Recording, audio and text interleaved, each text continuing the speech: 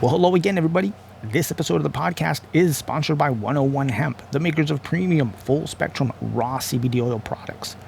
And today, I want to show you my daily intake, my daily regimen of CBD. Now, early in the morning, to start my day, I will take the Boost X blend. That's really just going to help, get those mental juices flowing for me. Really help put me in the right state of mind to get to work.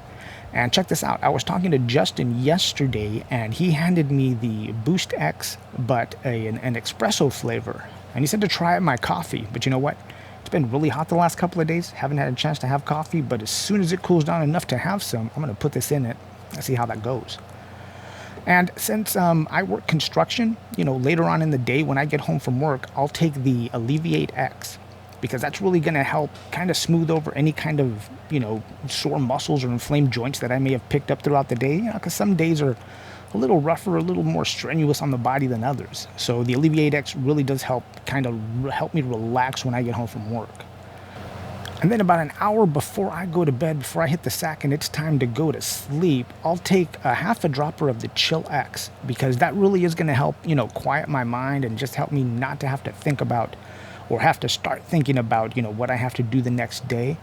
And on top of that, it also helps me get a more restful night's sleep.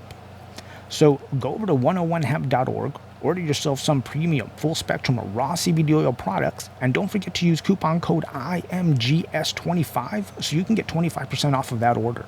Okay, now let's start the show.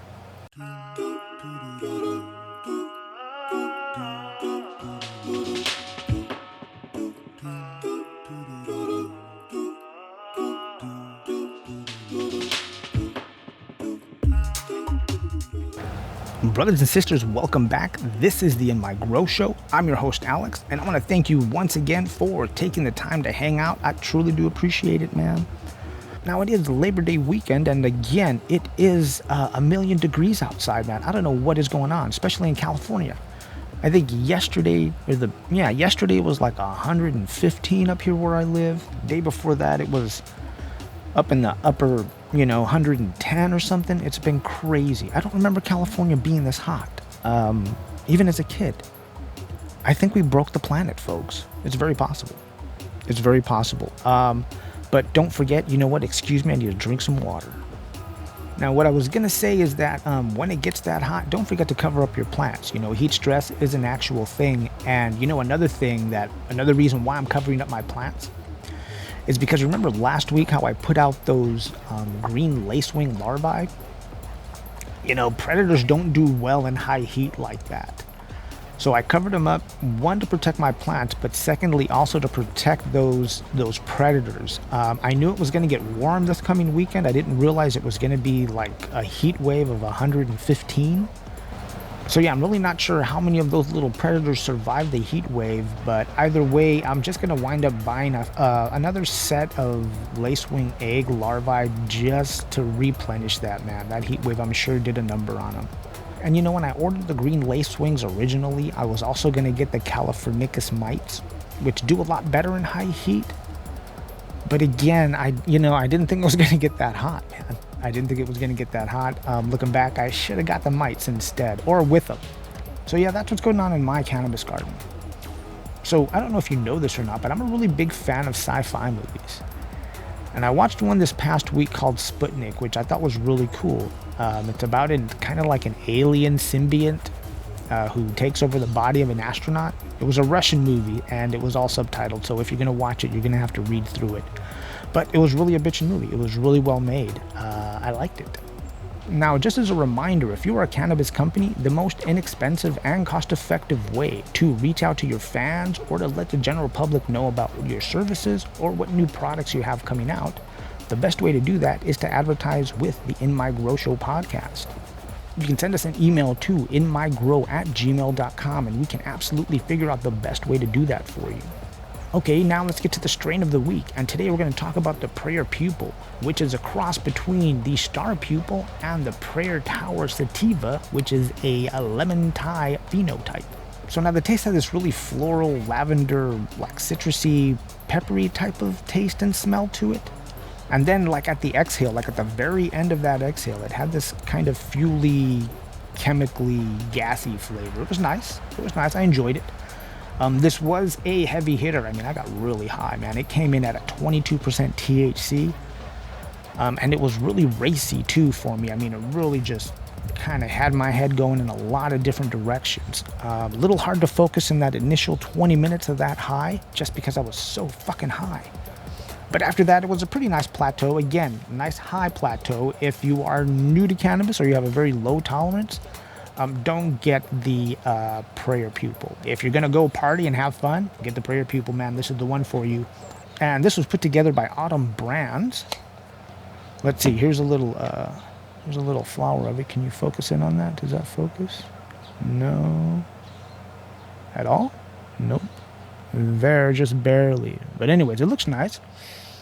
Again, I really smell that lavender and the pepper. You know what I really, really like about these Autumn Brands is that in their jars, they put in these little moisture packs, these little hydration packs, which is really awesome. This one says 62, it's 62% moisture. And the reason I like them is because sometimes when you buy cannabis at the shops and after you open them up a few times, if they don't have those little moisture packs, the bud gets really, really dry, really crunchy. It just kind of turns into dust when you break it up.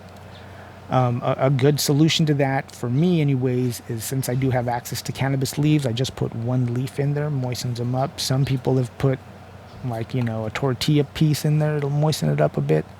But you got to be careful with the tortilla because the tortilla does have a lot of moisture and it will like really make that, if you're not paying attention, you leave it in there too long, it'll make that bud too wet and you might create mold. But anyways, I think I'm ranting about this thing. The Prayer Pupil, man, check it out. If you ever see it out there, especially if you're in California, Autumn Brands, they did a bitchin' job about it. And that, my friends, is the strain of the week. All right, now let's do the report from the cannabis front lines. And this one's going to come out of the marijuana moment. The title of the article is Drone Drops Hundreds of Free Bags of Marijuana in Israel. And this was put together by Kyle Yeager. It starts off, marijuana fell from the sky in Israel on Thursday with a drone dropping hundreds of small bags of cannabis into the streets of Tel Aviv. The stunt attracted dozens of people, including some brazen enough to collect the free products from the middle of a busy road as drivers honked at them. A group that goes by the name of Green Drone apparently made the aerial delivery. Prior to the drop-off, the group posted on the encrypted app Telegram. It's time, my dear brothers. It's a bird, it's a plane, no, it's a green drone handing out free cannabis from the sky. Enjoy, my beloved brothers. This is your pilot brother, making sure we all get some free love. So thank you, Green Drones, or wherever you are, whoever you are. We appreciate the free weed. Can we keep it up and take that globally? Like, can I get some free weed out in Ojai dropped? Is that possible? I don't know. I hope. All right, let's see what's next. Now, since it is an election year, let's check out which states actually have cannabis on the ballot for people to vote on. I think it's like 5 or 6 of them. So now let's start off in the great state of Nebraska. They've got medical on the ballot, so keep an eye out for that. Everybody in Nebraska, vote yes for medical cannabis, even though Nebraska the one? Remember last week I was talking about how the sheriff went to the district attorney to try to get the actual amendment or the proposition off the ballot. Yeah, that was this guy. What was his name? It was Terry something. I don't know. I can't find it. All right, let's move on to Arizona. Arizona's got adult use on the ballot. That's bitchin'. They've been fighting for this for a while. Next up is Montana. That also has adult use on the ballot. Good on you guys. Especially, I think Montana those guys really had a hard time getting those signatures because they had to do it in the time of COVID. And they really had to fight to have the judge let them do it. I think it's Montana. I might be speaking wrongly. I might be not telling the truth. All right, you know what? I don't even know how I'm talking right now. But you know what I mean. I may be mistaken. There you go. That's a lot easier.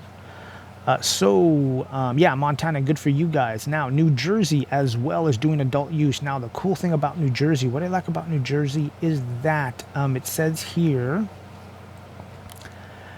It says here that the New Jersey vote will advocate for a robust automatic expungement process for those who qualify in the state's forthcoming adult use cannabis program, among other provisions. The campaign would also like to see language included in the state's adult use cannabis law that allows ex-offenders to participate in the legal industry. I like that part. That's cool, expungement, and you get to participate in a very robust legal cannabis industry. All right, and moving along to Mississippi, they also get a medical marijuana initiative on the ballot, so people can vote for it also, which is great. I like that. In the South, some cannabis in the South, Southern cannabis. I don't know. And then we come to the beautiful state of South Dakota, and they're doing both medical and adult use at the same time. Good on them. They're not wasting any time. They're going to just go for it all. It says here, for South Dakota, among the items, Measure 26 would cap licensing fees for medical cannabis establishment at $5,000. That is an awesome thing. A fee cap of $5,000. It's not going to be tens of thousands of dollars the way it is out here in California. I'm telling you, man, we got a messed up system out here in California. It's also going to implement a sliding scale for patient applications and renewal fees based on household income and require the State Department of Health to issue rules within 120 days of the effective date of the act. Yes. It also says neither bill proposes a cap on licenses, nor do they put forth a mandated minimum number of licenses, instead of leaving that up to the direction of the Department of Health. Again, a thing that California really missed out on. We let municipalities basically opt into any kind of cannabis initiative or law or anything like that. And we also let the municipalities put a cap on how many licensed businesses can be in their area, in their county, which was a big mistake, which was a huge mistake. But it looks like South Dakota's fucking swinging for the fences and doing it right. Good for you guys. I hope you guys get it. If you're in South Dakota or any of these states that are, have these cannabis initiatives on the ballot, do me a favor, get out there, register to vote for these initiatives. That's awesome. Now, there were a lot of states that had initiatives canceled, or they couldn't collect signatures because of COVID. Judges weren't letting them do it digitally. I really feel for those states. If you are in those states that you did not get it on the ballot, do me a favor. Do not give up hope. You're great cannabis warriors. Yeah, keep going forward, man. You guys will get it real soon, I'm sure. And that, brothers and sisters, is the report from the Cannabis Front Line. And as always, there are links in the show notes to both of these articles, so you can read them at your leisure. Now, as I said, I'm going to play a conversation that I had with Justin Benton. He came back on the mic and on the show with me to talk about just, all the new stuff that's going on in hemp and in CBD, not just worldwide, but mostly in California, because, California, we just got a really, again, man, we have a really messed up system when it comes to cannabis, hemp, any kind of cannabinoids. I don't know what's going on. But anyways, hang tight. I'm going to play a little bit of music, and then I'm going to put that on for you.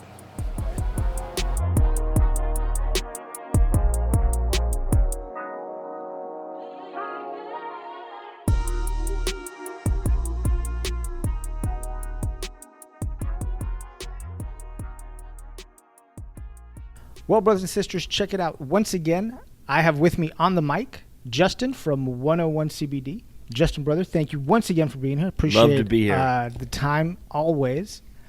Today we're going to talk about one of them, CBG, first of all, because it's kind of like the sexy new cannabinoid that I've been hearing a lot about. And also about California's lack of hemp regulation, the ever so fabled AB 2028.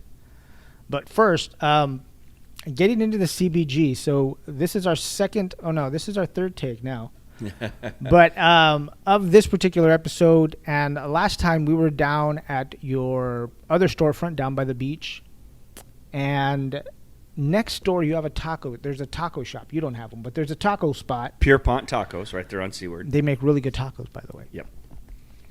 But you had given me 2 CBG tacos, which kind of blew me away because I didn't realize that we were that into the CBG yet. Mm-hmm. So is that something that you had them put in those tacos, or was that something they have on their menu? Well, obviously they're neighbors, and we're good neighbors. And when you move into a new neighborhood, we were instead of handing out, apple pies, we were handing out citrus flavored CBG oil. And so, we love all of our neighbors and we wanted to share the wealth and share our story and share our products. And so it kind of dawned on me one day. My mind's always trying to figure out ways to collaborate. And it just dawned on me. Oh, it was Phil Mickelson, who's a golfer. And he had started this thing called Wellness Coffee. He's got his own brand, his own trademark he just started. And I was like, oh, that's a really good idea, Wellness Coffee. And so I started doing Wellness Coffee with Jeffrey Gittimer. And we have a new product called Sales Boost that's out here in about a week. And then I was thinking, is Wellness Coffee CBG oil? Or CBG oil Boost. Mm-hmm. Is it really CBG coffee? There is now. Oh, wow. All right, sorry, go ahead, man. So anyway, so they're next door, and I'm like, hey, how can we help each other and stimulate this local economy here in Ventura County? And I said, hey, man, what do you guys think about some wellness tacos? And they're like, yeah, because they already love the CBD. And so we did a free Taco Tuesday a couple Tuesdays ago, and anybody who came and ordered one, we paid for it. And if you want a wellness taco, go to Pure Pound Tacos and say, I'll do a wellness taco, and they'll throw the CBG in there for you. Oh, wow, trip out. Mm-hmm. Well, that's cool. Yeah. That's cool. So let's get down to a little bit of the science of CBG then. Mm-hmm. So as far as how I understand it, CBG is the mother cannabinoid to, like 14 other cannabinoids last time I counted it. Mm-hmm. So because it starts off very early in the plant, and eventually as the plant matures, the enzymes take different parts of the CBG and convert it into THC or CBD, CBDV, just a bunch of different alphabets. Mm-hmm. But what do we know, and what are they telling us that CBD does? So CBG or CBG, yeah, CBGA is the cannabinoid that comes out of the ground, and so. That's why they call it the mother cannabinoid. So when the little seedling comes up, if you were to send that off to a lab, what you would find is predominantly CBGA. So all cannabinoids come from the original CBGA. And based on genetics, they'll either predominantly go to the left and become CBDA, or they'll go to the right and become THCA. There are other strains out there that we're starting to play with, where it can go into a lot of different directions. But at the end of the day, it's the mother cannabinoid. And so with that, there certainly hasn't been as much research on CBG as there has been on THC and CBD, but it's coming. And, anecdotally, what we're seeing is people are taking CBG and it's helping with energy, it's helping with focus, it's helping with mental clarity. I equate it to like taking a Monster energy drink or a couple cups of coffee without the jitters. You still have very clear, there's no come down from the CBG. Everyone's bodies are different, but that's how it works for me and a lot of other people that I've talked with. And in fact, we can put in the show notes here, I'll throw a link that you can go and try the product for yourself for free. You just have to log in and give your email and your address, and we'll mail you one for free. You just pick up shipping and handling. It's like $7. So we'd love to hear more and more people's feedback on CBG and just to hear what people think about it. So all we have to do is log on, and you'll send a little sample of CBG oil. Yep. So I'll send a link in the show notes here for this, perfect. And you just go in there and say, yeah, I want to check it out, and we'll mail it to you, or you can come by one of the stores and pick it up. So now, classically, how I understand CBG, we have to harvest a cannabis or a hemp plant really early in order really to get the most CBG that it's going to carry or that it's holding. But you were telling me that they're starting to make strains that just basically hang on to all that CBG. They don't convert it all to, or very little. Correct. As little as possible anyways. Dude, I mean, breeding's become quite a long way, man. I mean, especially if we're learning how to it's nuts. I don't know, suspended animation? I just think that we are, I think Americans, we're creative, we're innovative, like the first to the moon. And that's what excites me so much about the genetics. And there's so many people that are excited and so many smart people, and there's a good amount of money in the space that CBG strain, it's out there, man. Like, we're growing 2 or 3 different strains that you can get cannabinoid, percentages of CBGA between 12 to even 18%. So it's there. I mean, and it's coming hot and heavy, and it's going to be a big wave. We just don't know how big of a wave CBG is going to be. It's going to be up to the customer. It's going to be up to us to market it, and it's going to be up to the customers to tell us, yes, this is what I want in my morning routine or my exercise routine or whatever it is. So do you know of any like CBG studies that may be starting, that may be going on? There's a few that are out there. Again, remember, so it's a very new cannabinoid, and then the study has to be done on a specific thing. So we are always in negotiations or discussions with organizations and labs about doing particular studies, and you have to make sure the study you do is something that's measurable. And so have been studies for CBG for IBS. There's been studies for bone growth. There's been studies for, I want to say prostate cancer, and showing that it improves all those along with pain and research. And again, you can always go to pubmed.gov, and that is where all the studies and the published works are. And then there's a search bar, and just type in CBG space whatever health ailment you want to see. Again, it's coming along. And right now, we're all going to kind of learn together about CBG. Again, we're a whole plant. Grow all the other parts, all the other cannabinoids, all the flavonoids, all the terpenoids. All of that is what makes the plant really sings when you leave them all together. But a high strain of CBG could really be helping someone out with prostate cancer, or could really be helping someone out with some bone scoliosis and things like that. So again, my most exciting thing about the genetics are, I know at some point, and we're already doing it, we are going to grow cannabis plants that are specific to a health ailment.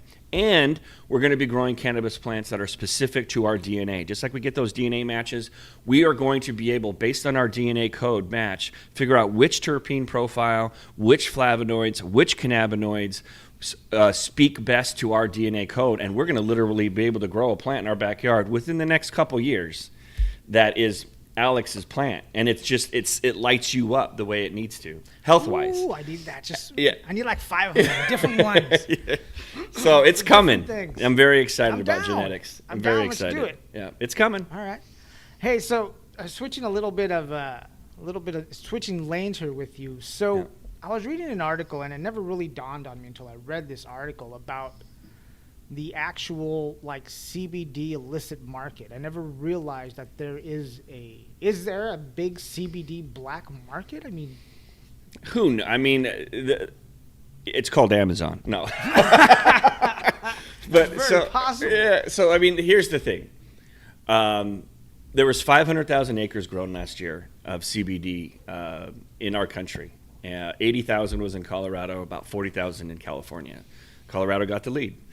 And there's plenty of hemp around, so there's no real black market. If you grew it legally, and they did, it's totally fine. The problem is that because, and we'll talk about AB 2028, because we don't have regulation in California, there isn't any basically they're called good manufacturing practices, GMP. And so there's gray, and the gray, you could be bringing CBD over from China that has heavy metals and pesticides, whereas here in the States, when you get your hemp license to grow, you have to show the seed, you have to pass the COAs that the plant doesn't have heavy metals, that it doesn't have pesticides. There are no conventional pesticides that you can use on your hemp plant right now. It's just basically nutrients and neem oil, which is great for now. So black market, go to Amazon. Otherwise, check your COAs. You'll be fine. COA is your certificate of analysis. That's what your COA is, which tells you everything that's in it, basically, right? Correct. I mean, all the cannabinoids, the terpenes. It'll also look for heavy metals. It'll look for microtoxins, basically mold or fungus. It'll also look for pesticides, and a full panel runs you about $1,200. Wow. So it's not cheap, and for anybody who's out there thinking, man, those CBD guys are just printing money. It ain't printing money. No, we're not. We're doing a good thing, and I'm sure the companies that are doing it right are here for the right reasons, and that's to serve their client, listen to their client, and make sure that they're doing the things based on the feedback. So it's going to be a long haul, but yeah, just make sure that you check your COAs and work with a company that you feel comfortable with and you see the good reviews and all that good stuff. All right, now let's talk a bit about that AB 2028. Mm-hmm. Okay, so you were explaining to me at one point that one of the big sticking issues between the hemp industry and the cannabis industry is the low cost of regulation for the hemp industry. Mm-hmm. And how you were explaining it to me was AB 2028 was supposed to kind of level it out to where hemp products had to be tested in cannabis labs. Mm-hmm. Or produced. Or produced. Mm-hmm. And that's kind of how, you know, everyone was trying to make peace with the whole situation, because California has a very messed up cannabis market legislation, regulation. We took the worst idea and said, yeah, let's put that into place. Mm-hmm. So that went for a vote at the end of August. Mm-hmm. It didn't pass. No, it did not. And you were telling me, and I couldn't, Yeah. I couldn't totally understand how Yeah. you were explaining it to me. One of the reasons you'd think, or that it did, is because somebody had jumped the gun or leaked what the regulation was going to say. So yeah, the cards were stacked against us. We had, all of a sudden, the governor's office was motivated with 2 weeks left in the session for the state assembly to pass a bill, pass a hemp bill, like 2 weeks left. Right. And so we get word that it's time to pass. We want to pass this bill, and so we're obviously ready. And so we're like, okay, let's do this. Well, one of the things that they had said was,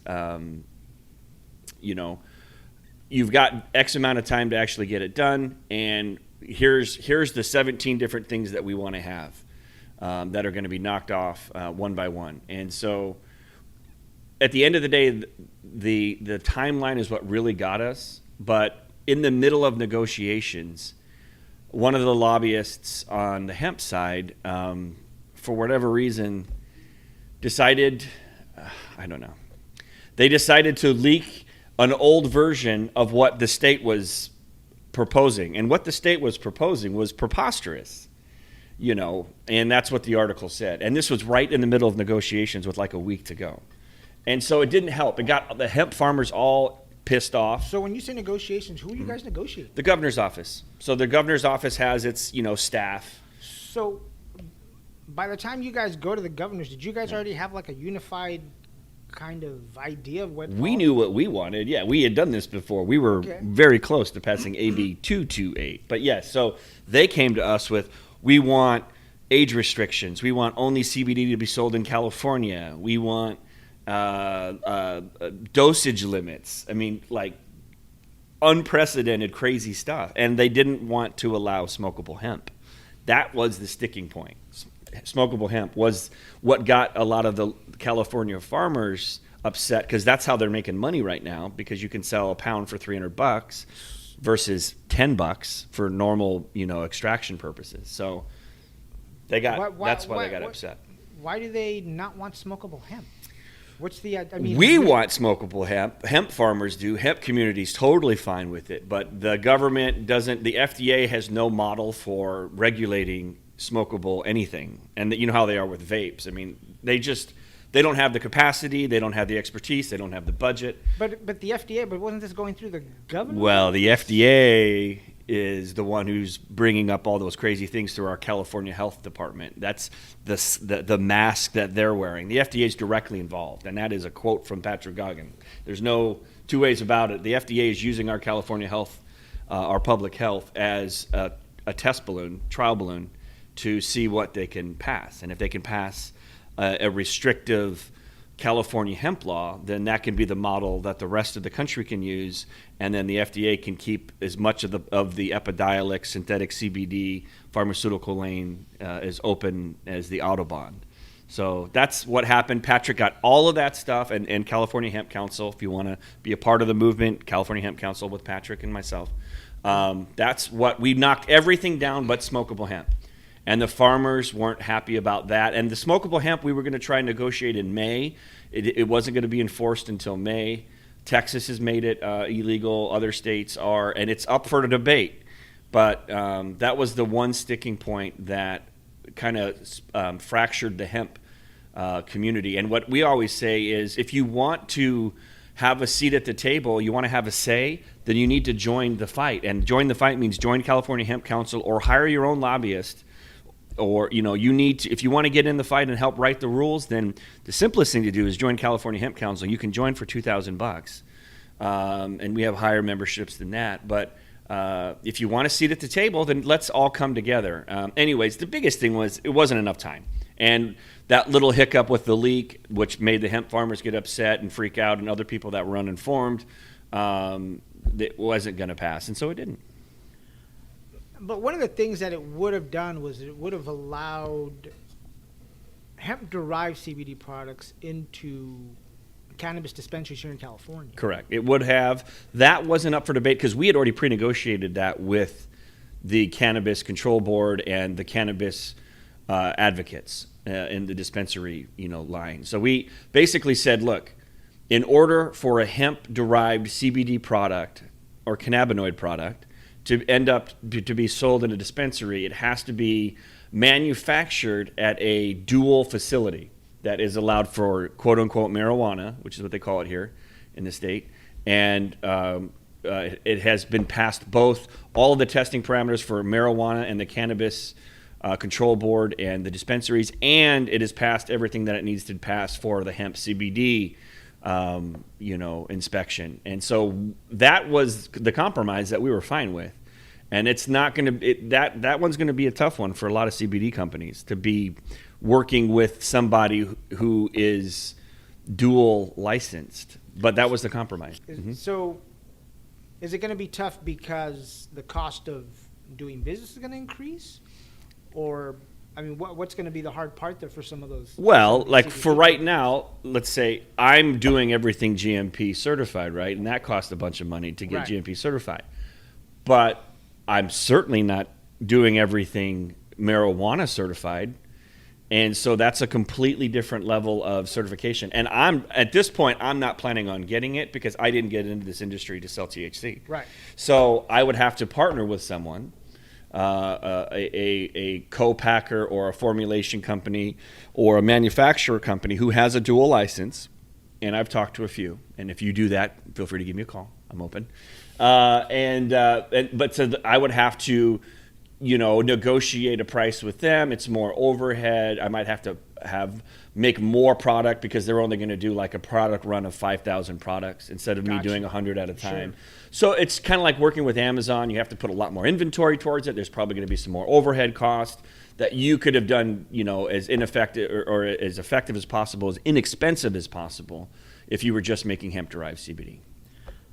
So there wasn't a way to just separate that portion of it to just get that passed? So this governor, Newsom, who has made a few enemies in this state, he swings for the fence. And when he passes legislation, this is his philosophy up until now, is when he passes something, he wants it to be all-encompassing.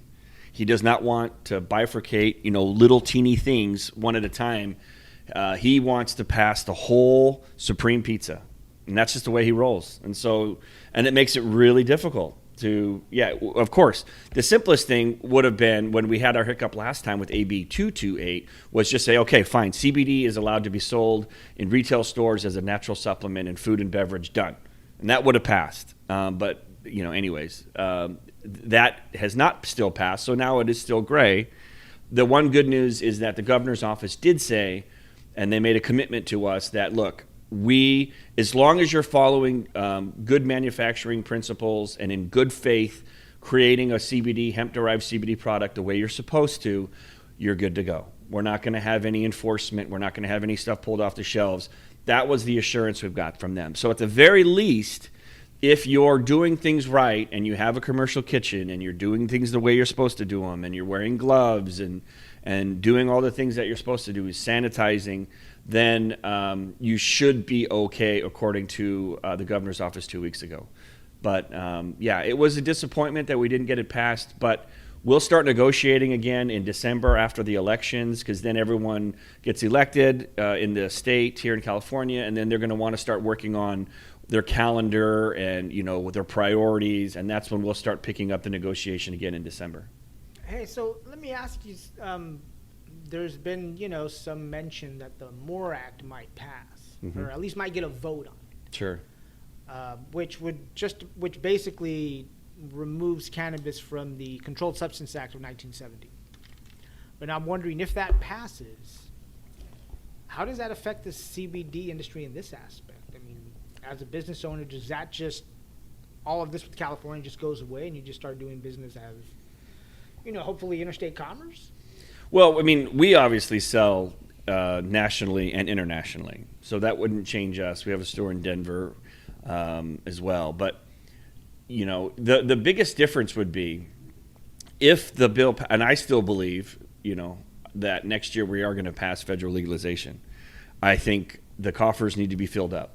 Yeah. I just think it does. It's just, there's too much money that can be made from cannabis. There's too many jobs, hundreds of thousands of jobs that have already been created because of cannabis, and that's not even including CBD.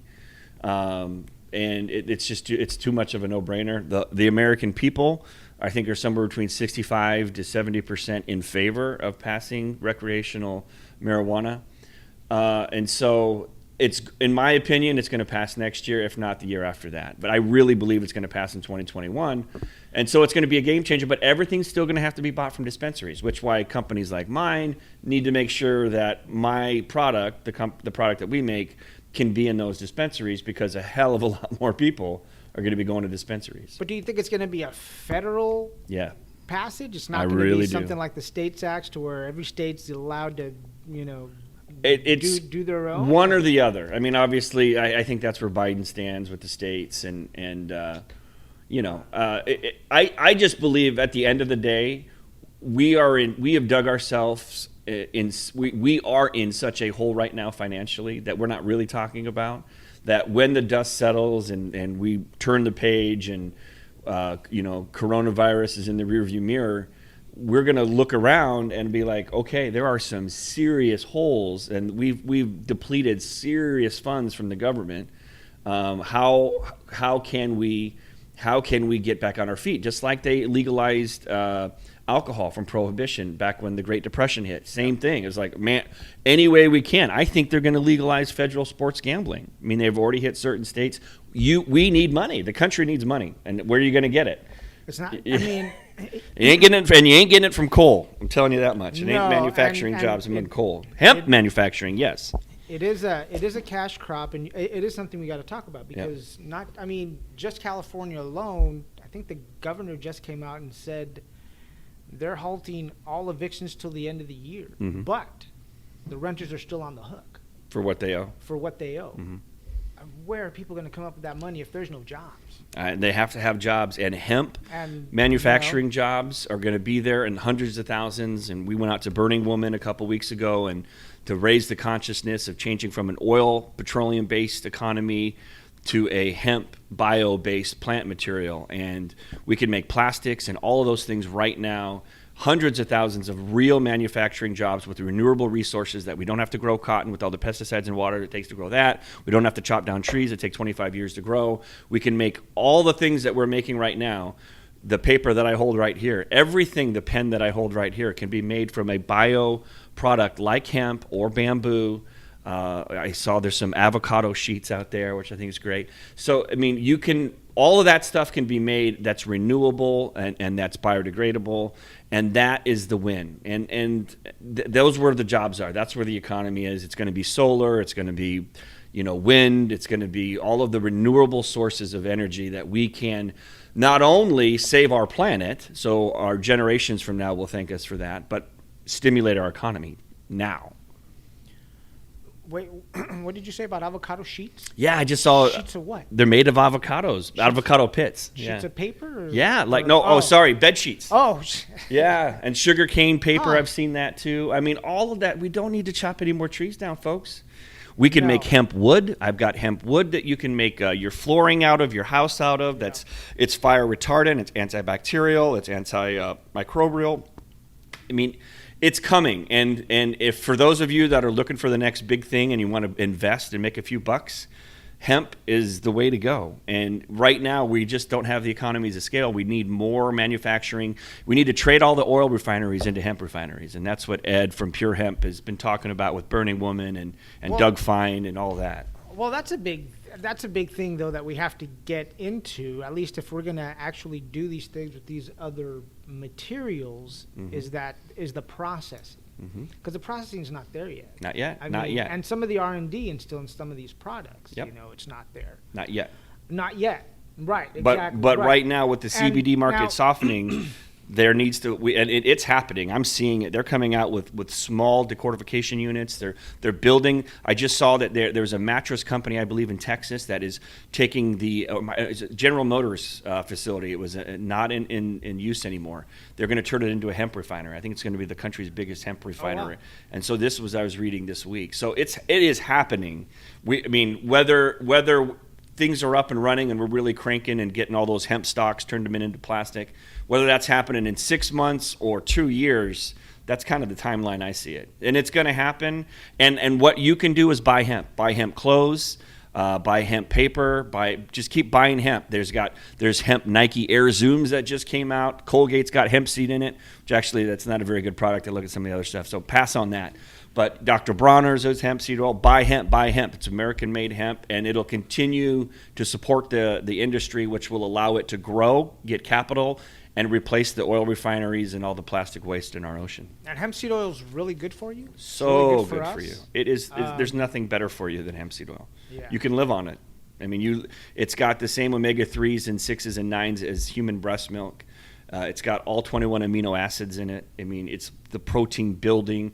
You can get it in a protein powder. There is literally nothing on the planet better for you than hemp seed oil. And just the fact that it has the omega-6s and omega-3s and the exact amount that you need for it to be so effective. It's almost like it was meant for us. I always say we're like brothers from different mothers. The DNA is the same. We have an endocannabinoid system that is set up to receive and produce these same cannabinoids that grow in the cannabis plant. We belong together. Yeah, we do. Well, Justin, brother, thank you very much, man, once again, for coming on the show. I truly do appreciate it. Absolutely, brother. Anytime. If you guys have a question or a comment about this episode, you can send me an email. That is inmygrow@gmail.com, or you can send it to Justin. J. Benton, Benton, at 101cbd.org. And we'll throw that link in there, too, for those that want to try that new BoostX CBG oil to see what CBG is all about for yourself. So is that BoostX just with CBG, or is that because I know you have the Boost already? Correct. So all of our Boost now is CBG.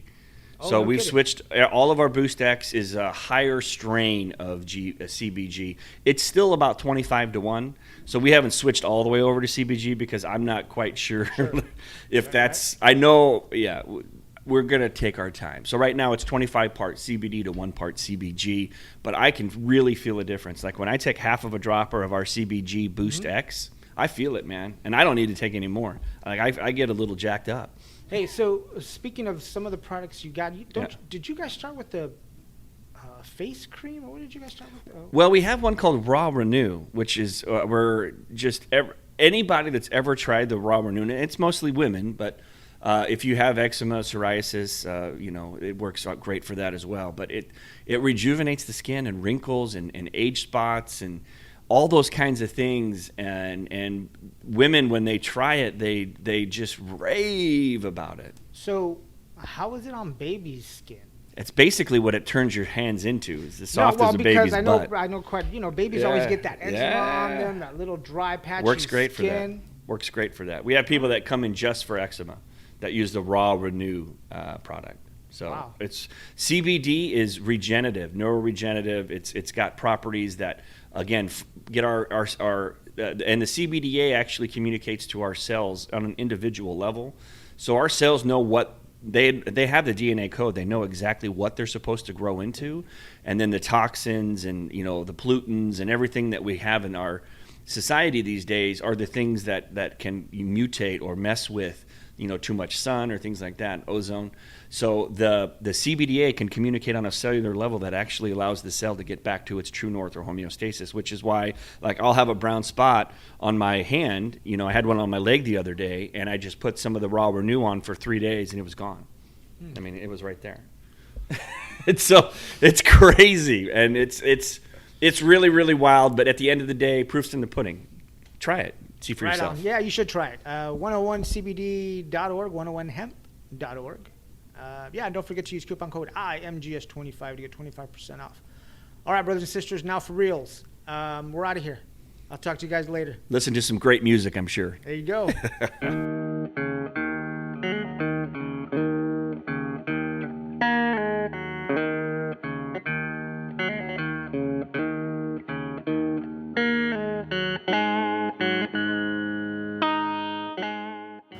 Well, like I said, if you have a question or a comment about the show, send me an email. That's inmygrow@gmail.com. And that CBG link is at the bottom of the show notes, so go over there, check it out, pick yourself up some CBG, and then let me know how it made you feel, man. I'm real curious. on how that goes for you. Well, everyone, check it out. That's all I have to share with you today. That's a show. Again, I want to thank Justin for taking the time to come on the mic. And I also want to thank all of the artists who let me use their music to put the show together. And I also want to thank all of you that have subscribed to the show in all of its many forms, whether it's the audio or the video form. The show really appreciates that. That really does help us.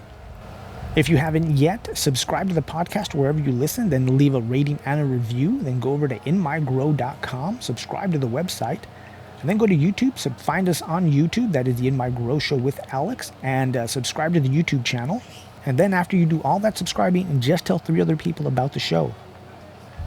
Now, next week on the show, I am going to have Canna Queen from Canna Queen Genetics on, and we're going to talk about a whole bunch of different things, including those seed packets that she sent me a few weeks back. I'm going to talk about, those strains specifically, and, we're also going to be talking about a few of the collaborations we have coming up. Come on back for that.